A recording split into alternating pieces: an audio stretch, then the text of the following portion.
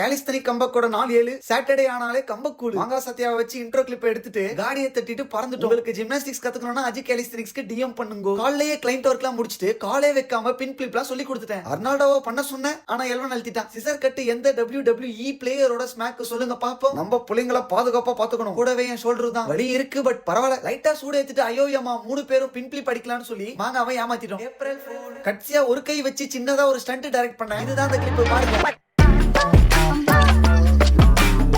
நல்லா இருந்துச்சுன்னா சகப்பு ஆட் போடுங்க, சகப்பு. அப்புறம் என்ன, பேண்ட தரையில படாம மாட்டிக்கின்னு தரையோட தரையா வண்டியை ஓட்டிக்கின்னு வந்தாச்சு நம்ம கடைக்கு. ஐயா நமக்கே டப்பு கொடுப்பாருங்க. சண்டே ஆனாலே 2 படத்துக்கு போயிடுவாங்க பாத்துக்கோங்க. குடிச்சிட்டு நான் சொன்னேன், ஐயா கூழு மோர் எல்லாம் செம பக்கா. வீட்டுக்கு வந்துட்டு செத்த படுப்போமேனு படுத்தா ஆமா எங்க போச்சு என் சோக்கா. ஒருவேளை எஞ்சிக்க சொல்லுதோ.